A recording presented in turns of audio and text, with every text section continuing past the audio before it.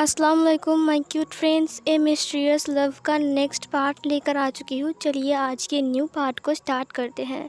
उस पार्ट में हमने देखा था कि वांगशन ने एक हॉट नाइट स्पेंड किया था एक साथ, और उसके बाद सुबह विंग वांग जी की बाहों में सो रहा था। लेकिन जब उसने वांग जी के फेस को देखा वो हैरान हो गया था। वांग जी इतना हैंडसम है। जब उसे पता चला कि ये सच में वांग जी हैं तो वो रो पड़ा था। उसने वांग जी से पूछा कि तुम्हारा फेस ऐसा कैसे था और तुम चेंज कैसे हो गए, तुम्हारा फेस ऐसा था और तुम चेंज कैसे हो गए। वांग जी ने कहा तुम्हें जानना है ये स्टोरी। ये सुनकर विंग ने कहा हाँ मुझे जानना है, तुम मेरा हस्बैंड हो इसीलिए मुझे हक है तुम्हारी लाइफ की हर एक चीज़ को सुनना, समझना और सब कुछ जानना। वांग जी ने कहा अगर तुम्हें जानना है तो मैं तुम्हें ज़रूर बताऊंगा विंग। विंग वांग जी की तरफ देख रहा था। अभी तक विंग वांग जी की लैब पर ही बैठा हुआ था। जब वांग जी ने उसे अपनी तरफ खींच लिया था तब से ही विंग वांग जी की लैब पर बैठा हुआ था। वांग जी बस विंग की फेस को पकड़ के बैठा हुआ था और उसकी तरफ देख रहा था। वांग जी ने कहा ये कहानी बहुत पुरानी है। विंग वांग जी की फेस की तरफ हैरानी से देख रहा था। वांग जी ने कहा तब मैं सिर्फ 12 साल का था, मुझे कुछ एहसास नहीं था कि मैं क्या करता हूँ, मैं तब एक बच्चा था। वैसे तब डेमंस बहुत ज़्यादा ही हमला करते थे हमारे कबीले के ऊपर। भाई चाचा सब लोग संभालते थे, लेकिन हम संभाल नहीं पा रहे थे, जिसके थ्रू मेरे पापा की डेथ हो गई थी। तब मैं सिर्फ 12 साल का था, 12 साल का एक बच्चा था बस मैं। पापा को खोने का गम मेरे दिल में बैठ गया और मैं बस उन्हीं के बारे में सोचता था, क्योंकि मेरा पापा हमसे बहुत प्यार करते थे, मुझसे अगगा से भी। मुझे उस डेमन पर बहुत गुस्सा आ रहा था जिसने मेरे पापा की जान लिया था। यहाँ तक कि मेरे पापा की लाश तक नहीं मिली, उसने मेरे पापा की लाश को इस कदर से नोच कर खा गया था। विंग की आंखों में आंसू आ गए थे ये सुनकर। उसने वांग जी के फेस पर अपने हाथों से फिराते हुए कहा क्या, मैंने कभी नहीं सुना ये। वांग जी ने कहा हाँ बता रहा हूँ, तुम्हें सुनना चाहिए अब। वांग जी ने कहा फिर एक दिन अचानक ही वो डेमन मेरी मॉम के ऊपर हमला कर दिया। मुझे बहुत गुस्सा आ गया था उस टाइम जब वो डेमन हमारे कबीले में आए थे। गगा ने बहुत ज़्यादा कोशिश किया उसे हराने की, लेकिन वो मेरी मॉम को लेकर उड़ गया। मुझे बहुत गुस्सा आ गया था उस डेमन के ऊपर। वो मेरी मॉम को लेकर गुस्सू की जंगल के अंदर घुस गया। मुझे बहुत गुस्सा आ गया था। मैंने अपने पापा को खो दिया था, अब मैं अपनी मॉम को खो नहीं सकता था। मैं अपनी मॉम से भी उतना ही प्यार करता था जितना कि पापा से। मुझे बहुत गुस्सा आ गया था तो मैं उसका पीछा कर रहा था अपनी तलवार लेकर। मैं वाइट कलर के रूप में था और मेरी तलवार भी वाइट कलर का था, मेरा विजन। ये सुनकर विंग ने कहा उसके बाद क्या हुआ। वांग जी ने कहा भैया ने मुझे बहुत बार मना किया मत जाओ, लेकिन मैं चला गया। मेरे पास तीर भी था और मेरे पास कुछ डिसिपल्स भी थे। चाचा और भैया मेरे लिए वेट कर रहे थे झरने के पास और मैं जंगल के अंदर चला गया था। जब मैं जंगल के अंदर गया तब मैं कुछ भी देख नहीं पा रहा था क्योंकि चारों ओर कोहरा छाई हुई थी। लेकिन मुझे कुछ हिलता हुआ दिखा और मेरी मम्मी की रोने वाली आवाज़ आई। मुझे कुछ नहीं सोचा, मैंने सीधा वहाँ पर तीर मार दिया, जिसके थ्रू एक हिरन को जाकर वो तीर लग गई, जो कि एक वाइट कलर का हिरन था। मैंने ऐसा हिरन ज़िंदगी में कभी नहीं देखा है। वो चमक रहा था। तुरंत उसकी मौत हो गई। उसकी मौत होते ही पूरा जंगल कोहरा से जो ढका हुआ था वो हट गया। पूरा जंगल दिखाई देने लगा। मैंने देखा कि मेरी मॉम पेड़ के पास बैठी हुई है और वो बेहोश है। मैं मेरी मॉम के पास गया, तभी अंधेरा बादल छाने लगा। अंधेरा बादल अचानक ही छा गया। मुझे डर लगा, ये क्या हो रहा है जंगल में। मैंने मॉम को उठाया, मॉम मॉम आँखें खोलिए, मॉम प्लीज़ आँखें खोलिए। लेकिन मॉम उठ ही नहीं रही थी। मैंने मॉम को उठाने की कोशिश किया लेकिन मॉम नहीं उठी। थोड़ी देर बाद एक गुस्से वाली वॉइस हमें सुनाई दिया, लॉर्ड वांग जी। ये सुनकर मैं तो पूरा ही डर गया था। मैं पीछे मुड़ा, वहाँ पर एक लड़की खड़ी थी, एक औरत। वो वाइट कलर के रूप में थी, उसका बड़े बड़े पंख थे और उसके हाथ में एक तलवार भी था और वो हवा में उड़ रहा था। वो बहुत गुस्से में दिख रहा था। मुझे लगा कि ये कौन है। फिर मैंने उसे वो किया क्योंकि मुझे समझ में नहीं आया कि वो कौन था, लेकिन वो बहुत गुस्से में था। गुस्से में उसकी आंखें लाल हो गई थी। उसकी आंखों में थोड़े बहुत आंसू भी थे, लेकिन गुस्सा उसके आंसुओं को छुपा रहे थे। वांग जी ने कहा जी आप कौन। मुझे समझ में नहीं आया था कि वो कौन है, लेकिन फिर भी डरते हुए मैंने पूछा। मैंने उनसे कहा क्या आपने डेमन को देखा जो मेरी मॉम को ले जा रहा था। फिर उसने कहा तुम्हारी हिम्मत कैसे हुई मेरे सामने सवाल करने की। मुझे समझ में नहीं आया कि मैं क्या करूं। मैंने बोल दिया कि क्यों, मैं आपसे कुछ पूछ नहीं सकता हूं। मैंने बस पूछा कि वो डेमन, उस जो औरत था, वो औरत ने कहा तुमने क्या किया है, तुम्हें पता भी है? लान वांगजी ने कहा मुझे पता है कि मैंने क्या किया है, मैंने उस डेमन को मार दिया। फिर उस औरत ने कहा वो कोई डेमन नहीं था, वो मेरा हस्बैंड था। ये सुनने के बाद ना मैं मतलब पूरा शौक में था। क्या, आपका हस्बैंड? लेकिन मैंने तो बस एक हिरन को मारा, क्या हिरन इसका हस्बैंड है? उस लड़की ने कहा वो और मैं, हम दोनों खेल रहे थे जंगल में और तुमने उन्हें मार डाला। तुमने उन्हें मार डाला, क्यों किया बोलो ऐसा?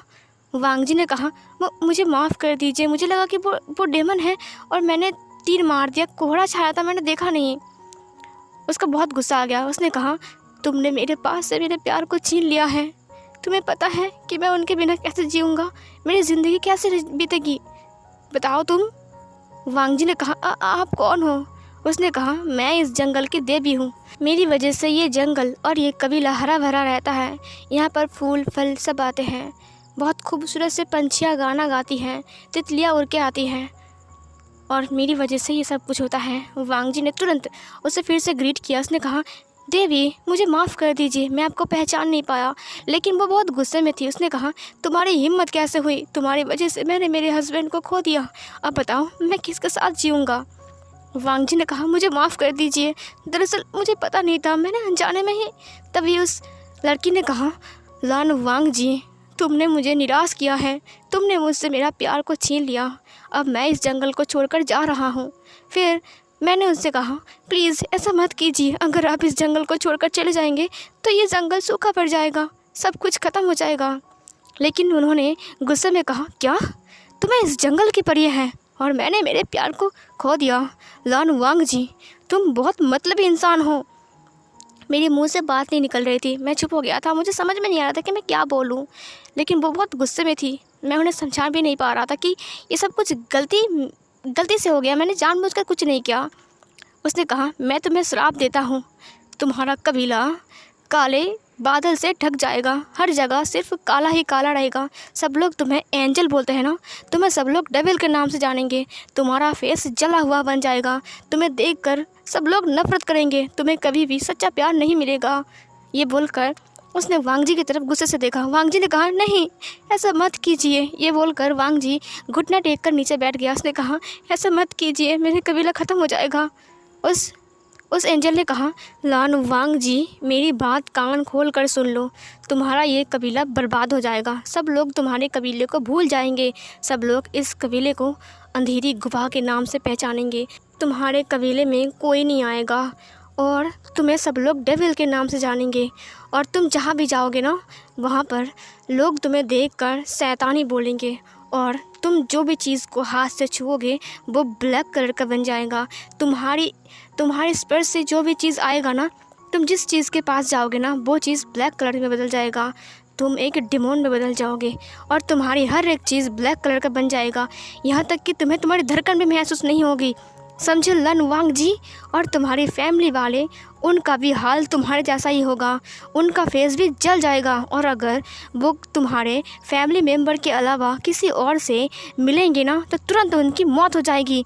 ये सुनकर लान वांगजी रो पड़ा। उसने कहा प्लीज़ प्लीज़ इसे वापस ले लीजिए, ऐसा मत कीजिए, मेरी फैमिली वालों ने कुछ नहीं किया है, उन्हें इतना बड़ा सज़ा मत दीजिए, प्लीज़ आप इसे वापस ले लीजिए, प्लीज़ ऐसा मत कीजिए, थोड़ी सी रहम कीजिए देवी, ऐसा मत कीजिए आप। लेकिन वो बहुत गुस्से में थी। उसने कहा लान वांगजी तुमने मेरे प्यार को मार डाला है, मुझसे छीन लिया है, इसीलिए तुम्हें भी ज़िंदगी में कभी प्यार नहीं मिलेगा। पता है क्यों?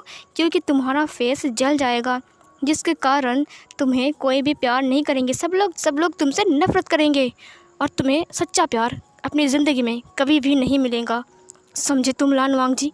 क्योंकि तुम्हारी वजह से मैंने अपना प्यार को खो दिया। यह सुनकर लान वांगजी ने कहा ऐसा मत कीजिए, ऐसा मत कीजिए, प्लीज़ ऐसा मत कीजिए।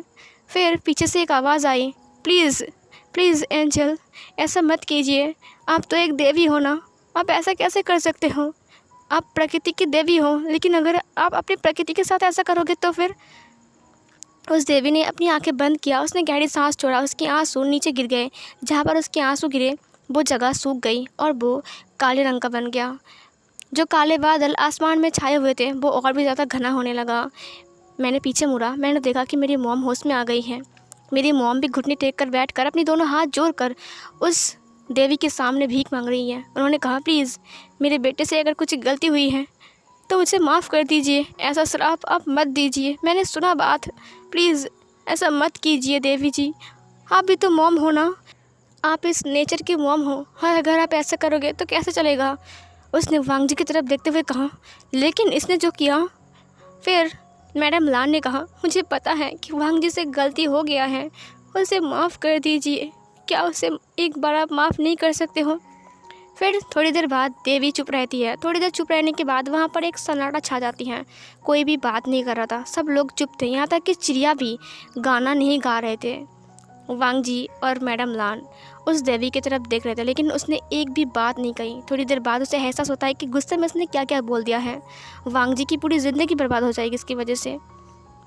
उन्होंने कहा, ठीक है, मुझसे गलती हो गई है, मुझे माफ़ कर दो। मैं इस श्राप को वापस नहीं ले सकता हूँ, लेकिन इसका तोड़ बता सकता हूँ।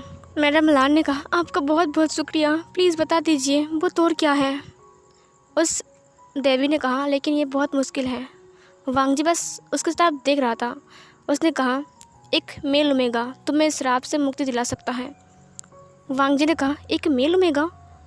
उस देवी ने कहा, एक मेल ओमेगा जिसे देखकर तुम्हारे दिल की धड़कन तुम्हें पहली बार महसूस होगा, जिसे देखकर तुम्हारे होंठों पर पहली बार स्माइल आएगी, जिसे देखकर तुम्हें सुकून महसूस होगा, तुम्हें जिसे देखकर एहसास होगा कि तुम्हें प्यार का मतलब समझ में आ गया है, जिसे देखकर पहली बार तुम्हें प्यार हो जाएगा।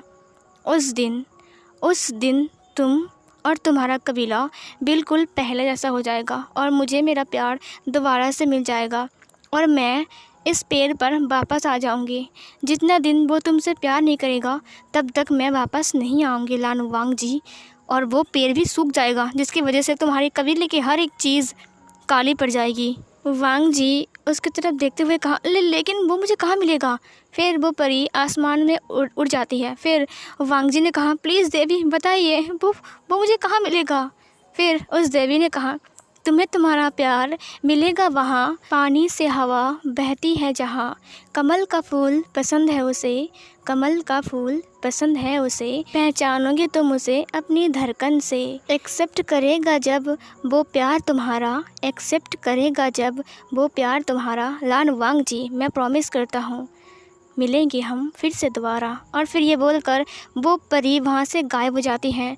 मैडम लान और लान वांग जी वहीं पर ही बैठकर रोने लगे और सारी की सारी चीज़ उस परी के जाते हुए सारी की सारी चीज़ बर्बाद हो जाती हैं। सब कुछ काला पड़ जाता है, यहाँ तक कि जो बॉडी वहाँ पर गिरी हुई थी उसकी प्यार का, वो भी गायब हो गया उस परी के साथ साथ। जैसे कि इस दुनिया का हर एक रंग, मतलब कि इस दुनिया का नहीं, लान कबीले का हर एक रंग चला गया। लान वांग जी जब कबीले में वापस आता है तब उसने देखा उस पेड़ का एक एक पत्ता झड़ रहा है हार्ट शेप का, मतलब कि परी सच में इस पेड़ को छोड़कर चली गई है। वो असल में एक प्यार की देवी थी जो प्यार की भाषा को समझाती, इंसान को प्यार करना सिखाती, लेकिन वो लान कबीले को छोड़कर चली गई है। और लान वांग जी ने तुरंत उस पेड़ की जड़े को निकाला, वहाँ पर येन लोहा नहीं था। उसने कहा, नहीं, परी यहाँ से चली गई है और उन्होंने येन लोहे को छुपा दिया है। और फिर ये बोलकर वांग जी वहाँ पर नीचे बैठ गया। तुरंत वांग जी ने देखा कि उसकी पैर से लेकर उसने जितने सारे रोप्स पहने हुए थे सब कुछ काला पड़ रहा है, यहाँ तक कि वांग जी का फॉरहेड रिबन भी ब्लैक कलर का हो गया है और वांग जी का तलवार भी। वांग जी की आंखों में आंसू आ गए थे, मोटे मोटे आंसू। वांग जी ने अपने फेस पर हाथ रखा, लेकिन उसे अपना फेस में कुछ समझ में नहीं आ रहा था, इसीलिए वो अपनी कमरे में जाता है। फिर उसने मिरर में अपने आप को देखा तो उसने देखा कि उसका फेस पूरा जला हुआ है। वांग जी ने कहा, नहीं, ऐसा नहीं हो सकता है, ये कैसे हो सकता है। वांग जी ने मिरर में अपने फेस को टच किया, लेकिन क्या करें, वांग जी का पूरा फेस अब जला हुआ, जैसे कि किसी ने वांग जी के फेस को जलाया है। वांग जी रोता हुआ नीचे बैठ गया। वांग जी थोड़ी देर बाद बाहर आता है। उसने अपनी फैमिली को देखा जहाँ पर सब लोग अपने अपने फेस को छुपा रहे थे, क्योंकि सबका फेस वांग जी जैसा बन गया था और सब कुछ ब्लैक कलर का, उनका कपड़े भी ब्लैक कलर का बन गए थे। फिर कहानी का सीन शिफ्ट होता है, हमें विंग को दिखाया जाता है। विंग वांग जी की बाहों में बैठे हुआ था, मतलब कि लैब में बैठा हुआ था, और फिर वो वांग जी को देखकर अपनी आंसू भरी आंखों से वांग जी को देख रहा था। वांग जी की आंखों में भी आंसू थे। विंग ने कहा, अच्छा उसके बाद कुछ नहीं हुआ था ना? वांगजी ने कहा, मेरी एक छोटी बहन थी और वो एक कबीले के प्रिंस से प्यार करता था। ये सुनकर विंग ने कहा, वो कहाँ है इस वक्त? वांगजी ने अपने सिर को ना में हिलाया। विंग ने कहा, क्या ऐसा मत बोलो ना। वांगजी ने कहा, वो अब नहीं है, उसकी मौत हो गई। ये सुनकर विंग की आंखों में आंसू आ गए। उसने कहा, कैसे? वांगजी ने कहा, उसका फेस जल गया था और परी ने जो श्राप दिया था कि अगर मेरी फैमिली वाले मेरी फैमिली को छोड़कर किसी और को अपना फेस दिखाएगा ना तो तुरंत उसकी मौत हो जाएगी। मतलब कि मुझे छोड़कर, उन्होंने मुझे नहीं कहा था, मेरी फैमिली वाले के लिए कहा था।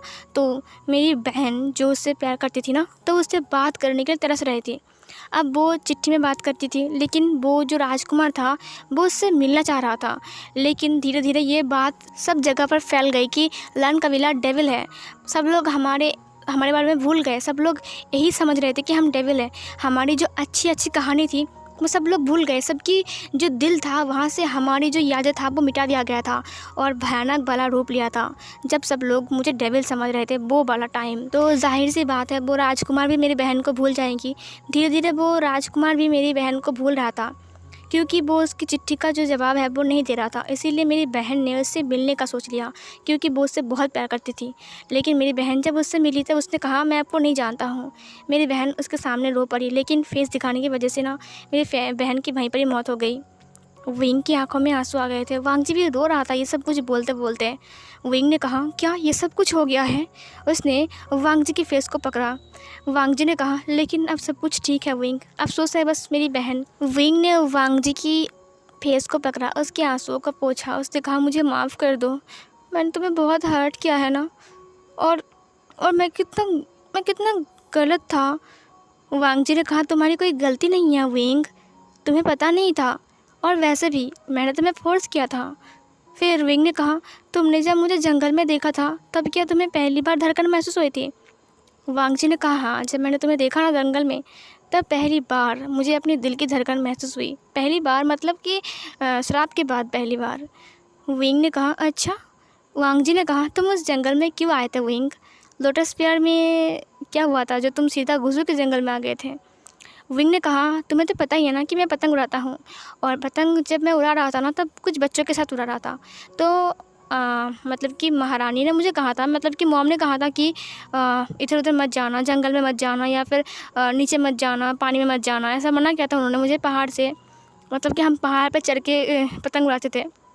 तो असल में क्या है कि कुछ बच्चे भी मेरे साथ पतंग उड़ा रहे थे। तो मैंने ना एक बच्चे का पतंग ना क्या बोलते हैं, उसे काट दिया था पतंग को, मेरी पतंग से। तो बच्चा ना रो रहा था, बोल रहा था कि गगा ने मेरे का पतंग काट दिया है, अब मैं क्या करूँ, अब मुझे पतंग क्या कौन दिलाएगा, ऐसा बोल कर ना वो रो रहा था। तो मुझे लगा यार ये बच्चा ऐसे रो रहा है, मुझे ना बुरा लगा कि मेरी वजह से इसका पतंग चली गई, अब ये रो रहा है। तब मैंने इसे कहा, मेरी पतंग ले लो, तो उसने कहा, नहीं, वो पतंग मेरा है, वो पतंग में मेरा नाम लिखी हुई है, वो मेरा फेवरेट था, अब मैं दूसरा पतंग नहीं उड़ा सकता हूँ। तो उसने ऐसे ऐसे करके मैंने रोना स्टार्ट किया। तो मुझे लगा कि यार बहुत गलत हो गया। तो मैंने मॉम को नहीं बताया कि मैं कहाँ जा रहा हूँ। मैंने देखा कि वो गुसू की जंगल की तरफ गया वो पतंग। तो मैंने कहा, चलो चलते हैं। वो पतंग बहुत ऊंचाई में था, तो वो बहुत दूर जा रहा था, तो हम भी उसके पीछे पीछे आ रहे थे। मेरे साथ कुछ बच्चे भी थे। हम लोग गुसू के जंगल के अंदर गए, लेकिन वो जंगल ना पूरा काला काला था। मैं डर गया था पहली बार देखकर। वैसे गुसू की जंगल के बारे में तो मुझे पता था, क्योंकि मॉम ना रात को कहानी बोलते वक्त कभी कभी सुनाते थे तुम्हारी जंगल के बारे में, कि वहाँ पर डेविल्स रहते हैं। लेकिन पहली बार मैं उस जंगल के अंदर गया था तो मुझे बहुत डर लग रहा था। तो फिर मैंने सामने देखा पतंग को ढूंढते हुए, तो देखा कि वो एक पेड़ के ऊपर है अटका हुआ। तो बच्चों ने कहा, अरे विंग वापस चलो यहाँ से, नहीं तो अगर महारानी को पता चला ना तो वो हमें बहुत बहुत बहुत देंगी। फिर मैंने कहा, नहीं यार, अगर पतंग लेने आए हैं ना तो पतंग को लेकर जाएंगे। तो मैं पेड़ पर चढ़ गया पटाख से पतंग लेने के लिए। तो मैं पतंग लिया, उसके बाद नीचे गिर गया मैं। उसके बाद मेरे हाथ पर चोट लग गई, ठीक है, तो वहाँ पर खून बहने लगा। तो मैंने कहा, रुको रुको, मैं थोड़ा सा जड़ी बूटी लगा लेती हूँ। फिर मैंने वहाँ पर पतंग को रखा और बच्चों को दिया और जड़ी बूटी लगाने लगा। जड़ी बूटी लगाने के बाद मैं वहाँ से उठा तो मैंने देखा कि वो बच्चे मुझे छोड़कर भाग गए हैं। मैं अकेला हूँ जंगल में। मतलब कि ये बच्चे कितने बदमाश है, देखो पतंग मिल गई और मुझे भूल गया। फिर मैंने कहा, चलो मैं चलता हूँ यहाँ से। फिर ना तभी पीछे से किसी की राहट सुनाई दिया। मैं डर गया था क्योंकि मम्मी ने कहा था कि यहाँ पर डेविल्स रहते हैं, तो मुझे बहुत डर लग रहा था कि कहीं राक्षस ना आ जाए मुझे खाने के लिए। मैं इतनी ज़ोर से दौड़ा था ना उस वक्त कि क्या बताऊँ, मुझे लग रहा था कि मैं गिर जाऊँगा, लेकिन फिर भी मैं दौड़ रहा था। मुझे बहुत डर लग रहा था, इतना डर लग रहा था ना कि मैं बोल भी नहीं सकता हूँ। फिर दौड़ते दौड़ते मैं बाहर आ गया। बाहर आने के बाद मैंने बोला कि इस जंगल में मैं ज़िंदगी में कभी नहीं आऊँगा, और मैं वो बोलकर ही वहाँ से भाग गया था। उसके बाद 2 दिन बाद तुम आए थे।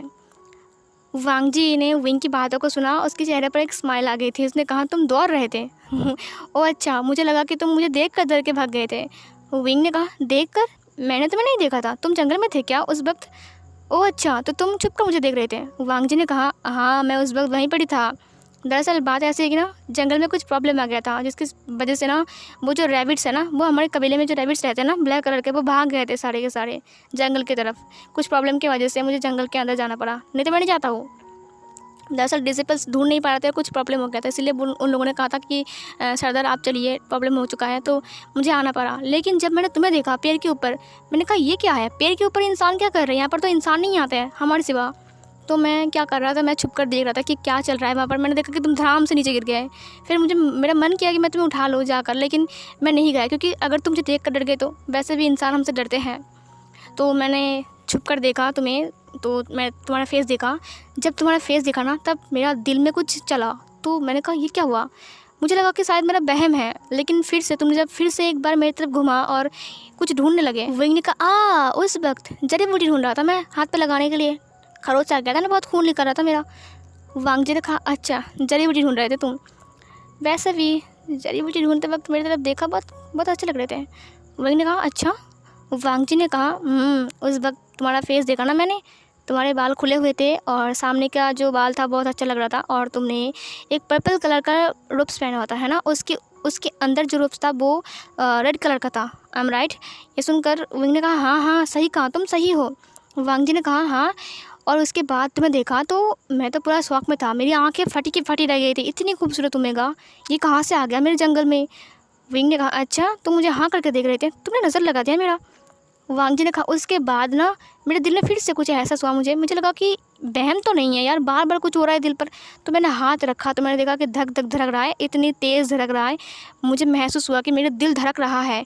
तो मुझे याद आया कि परी ने कहा था कि जब मेरे दिल की धड़कन महसूस होगी, मतलब कि इतने साल बीत गए थे, मैं 25 साल का हो गया था 12 साल से, तो मुझे अपने दिल की जो धड़कन था वो कभी भी महसूस नहीं हुआ। मुझे लग रहा था कि मैं एक जिंदा लाश हूँ, मतलब कि ऐसा लग रहा था कि मैं ज़िंदा नहीं हूँ, मैं मर गया हूँ, बस मेरी जो बॉडी है वो ज़िंदा है, मेरा दिल तो बिल्कुल धड़कता ही नहीं था। लेकिन जब तुम्हें देखा तब धड़का, तो मुझे लगा कि शायद तुम ही वो ओमेगा हो। तो मैंने मेरे डिसिपल से कहा, तो उन्होंने तुम्हारे रूप्स को देखा, उसके बाद तुम्हारी तलवार को भी देखा, तो उन्होंने कहा ये तो विभूषण है, मतलब कि जियांग फेंगमियान का एडॉप्टेड बच्चा। ये सुनकर तो मैं तो पूरा ही शौक में था, जियांग फेंगमियान के घर में तुम थे? ओ माय गॉड, गुसू से कितना पास है, लेकिन मुझे पता ही नहीं था कि तुम वहाँ पर थे। उसके बाद मैंने पता लगाया, हाँ तुम्हारे घर तो पानी के बीच में है, तुम्हारे घर तो पानी के पास है ना। उसके बाद याद आया कमल का फूल। तो मुझे पता है कि लोटस फेयर में सबसे ज़्यादा कमल का फूल मिलता है, तो मुझे लगा ज़रूर तुम्हें कमल का फूल पसंद होगा। डिसिपल से पता लगाया तो हाँ पता है तुम्हें कमल का फूल पसंद है, तो ऐसा कुछ मिल गया। सो कमल का फूल भी हो गया, धड़कन भी हो गया और पानी भी मिल गया, अब प्यार भी बाकी है। लेकिन शादी के लिए जब मैंने कहा था, तुम बहुत रो रहे थे शायद, लेकिन फिर भी शादी हो गया, तो तुम तो कह रहे थे कि तुम मुझसे नफ़रत करते हो, तो तुमने कहा था कि मैं डेविल हूँ। उसके बाद मैंने सोचा कि छोड़ो यार, तुमसे ना हो पाएगा, इसीलिए मैंने कहा चलो तलाक ले लेते हैं। लेकिन तब तुमने खुद कहा, अब देखो मैं पूरा ठीक हो चुका हूँ। अब बताओ, नफ़रत करते हो मुझसे या फिर प्यार करते हो? मैं हैंडसम हूँ या फिर अगली? वांग जी की बात सुनकर विंग ने कहा, बहुत हैंडसम हो तुम, और पहले वाला वांग जी भी हैंडसम था और आपका वांग जी भी हैंडसम है, मुझसे इससे कोई फ़र्क नहीं पड़ता। मुझे फ़र्क नहीं पड़ता कि तुम्हारे फेस कैसा है, लेकिन मेरी नज़र में सबसे ज़्यादा हैंडसम तुम हो। विंग की बात सुनकर ना वांग जी हंस देता है। उसने कहा, नहीं नहीं, इतनी तारीफ़ ही मत करो मेरी, मैं इतना हैंडसम भी नहीं हूँ। विंग ने कहा, सच कह रहा हूँ? वांग जी ने कहा, सच में? विंग ने अपने सिर को हाँ में हिलाया, उसने अपनी आंखें बंद किया था, तो वांग जी ने उसके लिप्स पर एक सॉफ्ट सा किस किया। विंग ने अपनी आंखें खोला, उसने वांग जी को देखा। वांग जी ने उसके कान के पास कहा, तुम भी तो बहुत खूबसूरत हो ना विंग, वैसे भी तुम्हारे जैसा खूबसूरत तुम्हें ना मैंने ज़िंदगी में नहीं देखा था, और तुम्हें देखा ही तो धड़का धक धक करके, है ना? विंग ने कहा, उफ़ तुम भी ना, वांग जी ने कहा अच्छा मैंने क्या किया, मैंने कुछ भी नहीं कहा, मैंने बस मेरी ओमेगा को थोड़ा सा छेड़ा, समझे। विंग की स्माइल बहुत ज़्यादा क्यूट लग रहा था। विंग हंस रहा था और वांग जी से देख रहा था अपनी आंखें भर भर के। वांग जी ने कहा विंग अब तुम मुझे छोड़कर नहीं जाओगे ना। विंग ने कहा नहीं जाऊंगा। वांग जी ने कहा विंग अब देखो सब कुछ हो चुका है तो मुझे एक क्यूट सा बेबी चाहिए। विंग की जो चिक्स था वो पिंक हो गया था। विंग ने उसको दूर हटाया, उसकी लैब से उठाया, उसने कहा तो तुम भी ना। और फिर ये बोलकर विंग वहाँ से उठ गया और वो बेड से उठने के बाद वो सीधा दौड़ कर बाथरूम में चला गया। वांग जी उसके पीछे पीछे जाता है। उसने कहा विंग क्या कर रहे हो, दरवाज़ा खोलो। विंग ने कहा नहीं खोलूँगा। तुम बहुत बदमाश हो वांग जी। वांग जी ने कहा विंग मैं तो बस कह रहा था, तुम्हें बेबी नहीं चाहिए क्या। मुझे तो चाहिए ढेर सारा, बहुत सारा, मतलब कि मेरा कबीला पूरा भर जाए बेबी से। विंग की जो कान था ना वो रेड हो गया। तो उसने कहा सिमरस कहीं के जाओ यहाँ से, हाँ भागो यहाँ से भागो। फिर वांग जी ने कहा विंग दरवाज़ा खोलो, मैं तुम्हारा हस्बैंड हूँ और तुम्हारे साथ मुझे फ्रेश होना है, नहाना है मुझे। विंग ने कहा मैं पहले उसके बाद तुम, समझे। वांग जी ने कहा नहीं नहीं नहीं, मुझे मेरे ओमेगा के साथ नहाना है, दरवाज़ा खोलो। विंग ने कहा भागो यहाँ से, जाओ यहाँ से। वांग जी ने कहा विंग ऐसा मत करो, मेरा हक मुझसे मत छीनो, मेरा हक है तुम्हारे साथ नहाने का, मेरा हक है। विंग दरवाज़ा खोलो प्लीज़। विंग ने कहा नहीं खोलूँगा, तुम मर जाओ चिल्लाते चिल्लाते, लेकिन मैं नहीं खोलूँगा, तुम बहुत गंदे हो वांग जी। वांग जी ने कहा ठीक है मत खोलो, मैं यहाँ पर बैठा हूँ, जब तुम निकलोगे ना तब तुम्हें पकड़ लूँगा, देखना उसके बाद क्या होगा तुम्हारा। विंग ने कहा तुम खड़े रहो वहाँ पर, मैं तो खिड़की से भाग जाऊँगा। वांग जी ने कहा ओ तुम बहुत चालाक हो ना, चलो मैं खिड़की पर खड़ा होता हूँ। विंग ने कहा तो मैं दरवाजे से भाग जाऊँगा। वांग जी ने कहा लगता है मुझे डबल वांग जी बनना पड़ेगा। और फिर ये सुनकर ना विंग हंसने लगता है। फिर सीन यहाँ पर कट होती है। विंग ब्रेकफास्ट पर आया था। ब्रेकफास्ट पर मैडम लैन चरण और सिचैन भी था, लेकिन वो लोग बिल्कुल पहले जैसे बन गए थे, उनका फेस ठीक हो गया था। मैडम लान तो बहुत खुश थी विंग की आने की वजह से, वो लोग पहले ऐसे बन गया और कबीला भी पहले ऐसा बन गया था। विंग ने उस पेड़ की तरफ देखा, उस पेड़ में फिर से पत्तियाँ आना स्टार्ट हो गया था और वो पिंक कलर का था। धीरे धीरे वक्त बीतते रहे और सर्दी का मौसम आने लगा। इधर हमें सीन कट होकर हमें वैन चाओ को दिखाया जाता है। वैन चाओ ने कहा वांग जी तुम्हारी इतनी हिम्मत, तुमने उस ओमेगा के लिए मुझे थप्पड़ मारा, अपने दोस्त को थप्पड़ मारा। अब देखो वांग जी तुम्हें और उस ओमेगा को मैं कैसे अलग करता हूँ। वैन चाओ बहुत गुस्से में था। वो अपने डिसिपल्स के साथ दारू पी रहा था और बात कर रहा था। वो नशे में टल्ली हो गया था और वो बार बार बोल रहा था कि मैं वांग जी को मार डालूंगा और उसकी ओमेगा को मेरे पास लाऊंगा, उसके बाद देखूंगा कि वांग जी क्या करता है। वैन चाओ ने अपने डिसिपल्स की तरफ देखा। उसने कहा रेडी हो जाओ, हम कल लैन कबीले में हमला करने वाले हैं, समझे। उन्होंने कहा सरदार आप बहुत ड्रंक हो। फिर वैन चाओ ने कहा नहीं मुझे नशा नहीं होता है, मेरी बात कान खोलकर सुन लो। कल हम सब मिलकर गुसू में हमला करेंगे और उस लान वांग जी को मार डालेंगे और उसके बाद उस विंग को मैं मेरे पास लाऊंगा। उसके बाद वांग जी को पता चलेगा कि मैं किस टाइप का इंसान हूँ, मैं जितना अच्छा हूँ उतना ही खतरनाक हूँ।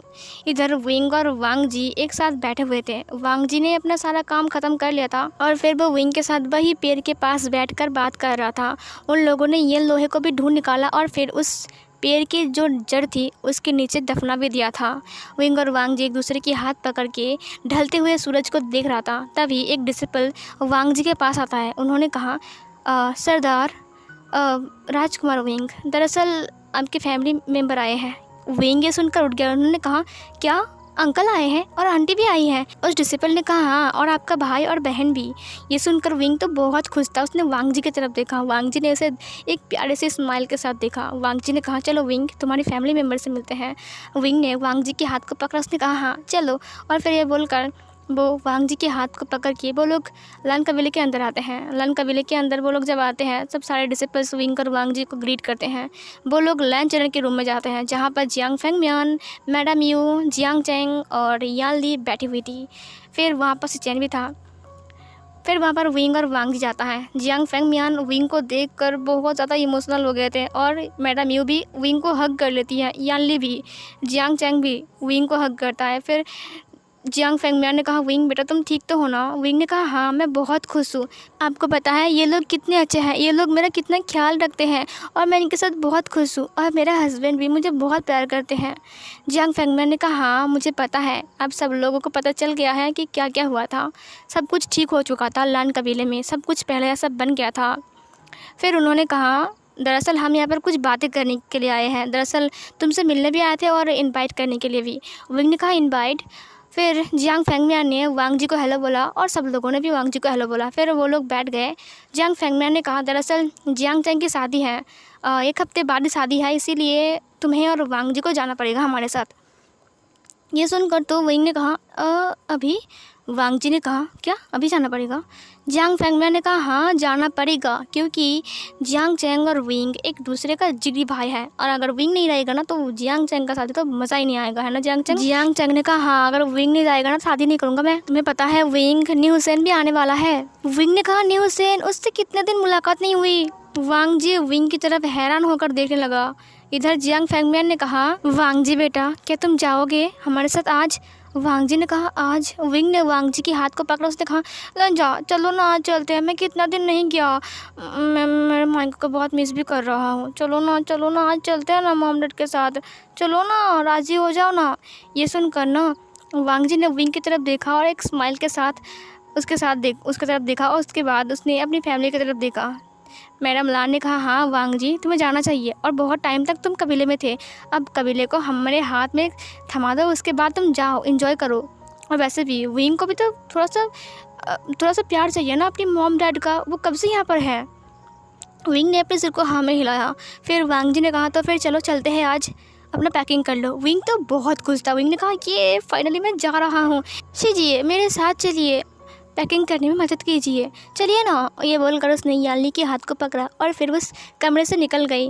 और फिर ये वाला पार्ट यहीं पर ही ख़त्म होती है। तो आगे देखते हैं कि अब क्या होने वाला है।